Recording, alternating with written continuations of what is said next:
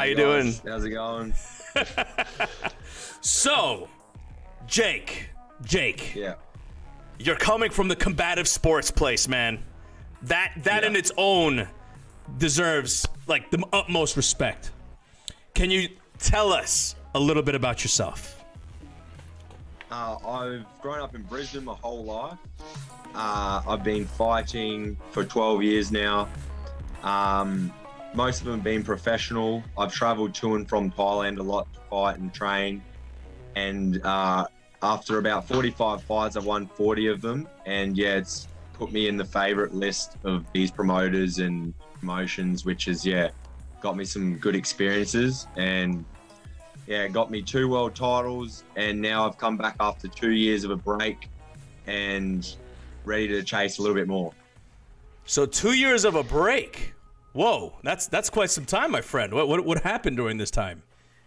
Well, I was kind of just taking the time off to life outside of the ring fully put together before I came back, because it's easy to have your life sorted in the ring. It's easy to have it sorted out, but getting them both together is where the magic happens. And that's what I finally got going now. And I just can't wait to see how I actually fight whilst having it all put together now. So yeah, I successfully did what I wanted to do, and here we are.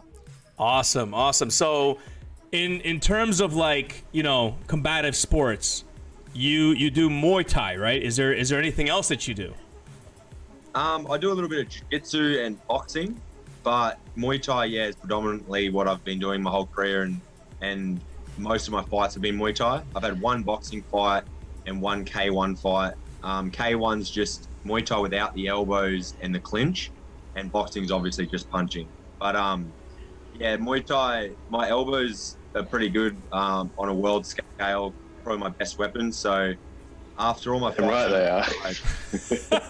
are. Mayo's like, I felt them elbows before, right?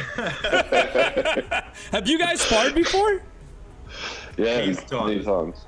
Okay. So have you ever trained him for a fight? Like been like a sparring partner for like a pro fight? Yeah, Jake can probably talk through this a bit better. I trained Mayo for a fight, and Mayo won a Queensland title. But wow. I can honestly say Mayo's probably hit me up there with the 5 hardest people to hit me in sparring. Mayo's actually there, and I'm not joking. Okay. I've sparred Sanchai and like Kem Sit Song Pranong, heaps of Thais over in Thailand, and Mayo has a good left hook. Describe the difference between training in Thailand and training in, like, say, Australia or United States. The atmosphere it's insane. The atmosphere is different. Obviously, the air, it's harder to get your breath in because the air is so much more humid and hot in general. The sessions are twice a day.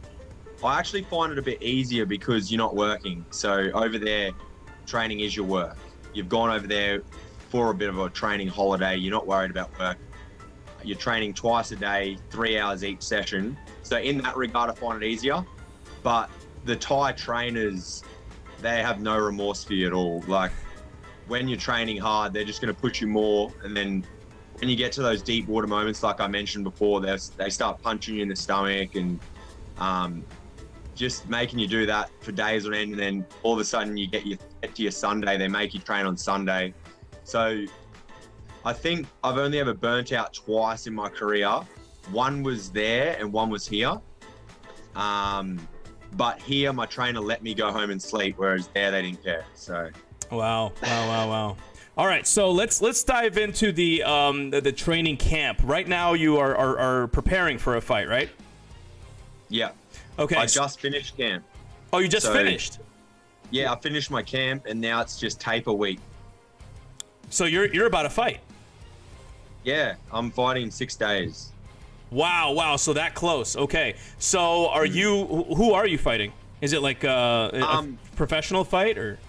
Funny, it's professional. He's from Tasmania, called Chris Drummond. I think it's just a bit of a comeback fight, but you can't underestimate anyone.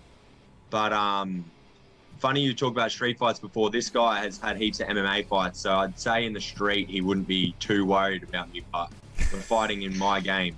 And just like when we go over and fight boxers, we have to drop a lot of our tools, and then we're fighting them in their game. He's doing that with me, and yeah, I've thrown a prediction out there. I'm going to finish in 3 rounds. Oh, let's go! and you're gonna be so you're gonna be wearing Hex gear while you're doing that, right? Yeah, I'm going to walk out with the Hex gear. My corner's going to have it, and yeah, I'll put the gear on after as well. It's just, yeah, during the fight, I'll be just no shirt, just with my tie shorts. Let's go. Yeah, we'll be repping Hex, that's for sure. Yes, yes. And I know that, like, when Muay Thai fighting, you have, like, that cape, right? There's a cape? Yeah, a robe. So on the robe as well, there will be, like, Hex stuff? Yeah, we're getting that sorted. Hopefully it'll be there in time. What do you reckon, mate? Yeah, we are rushing as best we can to get everything sorted. The robe itself might not be here on time, but everything else is sorted. If the robe doesn't make it, we're looking at possibly using a Hex flag instead as like a cape. Let's go. Well, like I've said, I won 40 out of my 45 fights, and I never pick and chose any of them. So I'm always thrown to the wolves and ending up winning.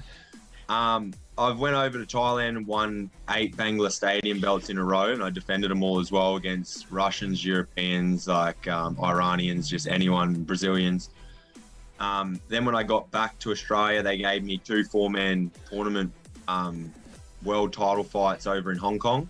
I got to the final in the first one on a 2-week notice camp, so I wasn't 100% ready, but I still got to the final. Then they gave me another shot because I nearly won that one. Then I won that one, so I won the grand final of the 4-man that time. Won a world title that way. Then when I got back to Australia, I got offered a WBC title fight. They made me start at the bottom. That's how serious WBC is. So I had to go for a Queensland belt, even though I'd already had a world in a different organisation, which was good. So I won that one in 2 rounds, and then I defended it, won the national, defended that, won the international, defended that, and won the WBC world. And then that's when I took my 2-week break, because you can imagine how much effort that all took. Oh yeah, for sure, for sure. Jeez, man, holy moly.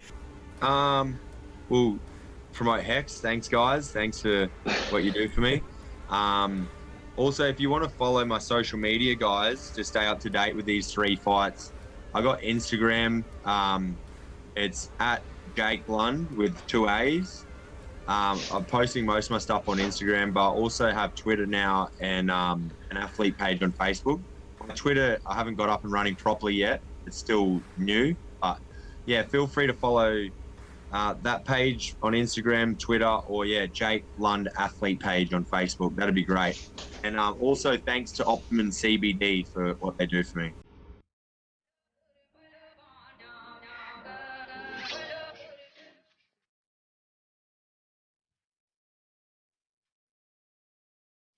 Hi, I'm Jake Lund and I'm fighting on Rise Championship.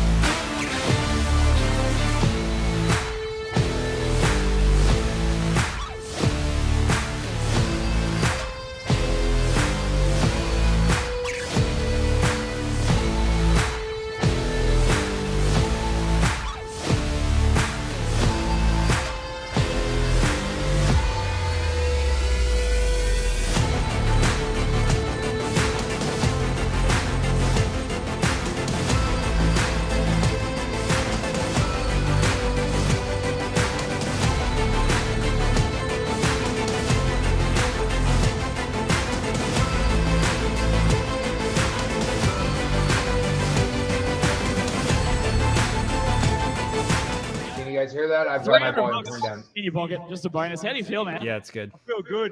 Thanks for everyone that's come to support me. You're the legends, eh? Everyone back home as well. I know you're watching back home. It's for you as well. And Hex and DS, thank you for sponsoring me. I appreciate it. There you go. Yeah. Yeah. Let's go. My downfall. Get your refund because I'm back. All right. Boom. Cheers, Cheers, mate. Boom. Boom. All right, Jake.